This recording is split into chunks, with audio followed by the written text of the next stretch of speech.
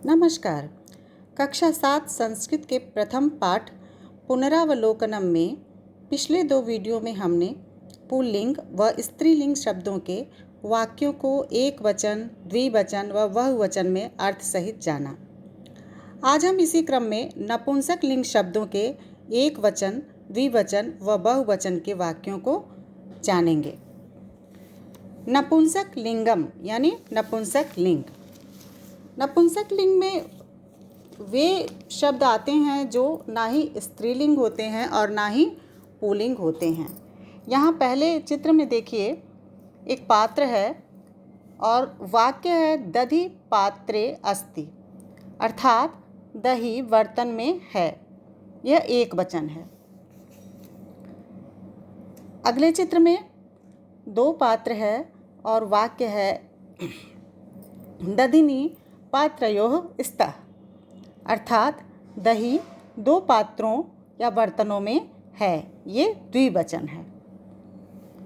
अगला 3 पात्र है और वाक्य है दधिनी पात्रेषु सन्ति, अर्थात दही बहुत से पात्रों में है। ये बहुवचन है।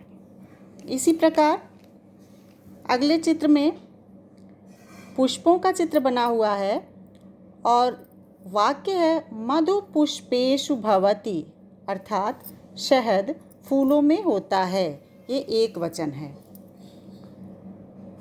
अगले चित्र में 2 शहद के पात्र रखे हुए हैं और वाक्य है मधुनि पात्रयोः स्तः, अर्थात शहद 2 पात्रों या बर्तनों में है। ये द्विवचन है।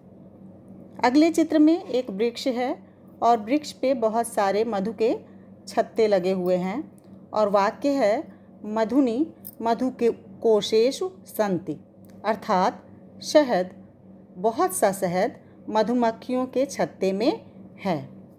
ये बहुवचन है। यहाँ ध्यान देने योग्य बात है कि जब एक वचन होता है तो वह दधि, द्विवचन में दधिनी और बहुवचन में दधिनी।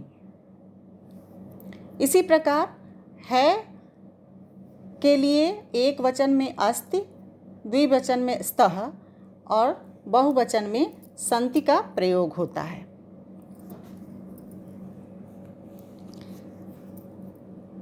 इसी के साथ हम कुछ शब्दों के अर्थ भी जान लेते हैं यहाँ पर। जैसे ये पहला शब्द है निवसति, अर्थात निवास करते हैं। पाठयति, अर्थात पढ़ाते हैं।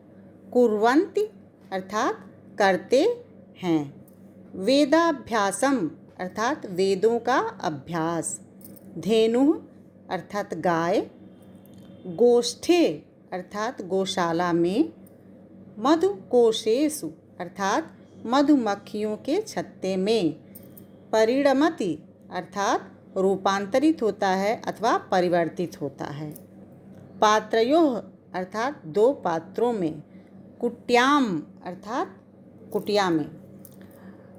अगले वीडियो में हम इस पाठ के अभ्यास के प्रश्नों को हल करेंगे।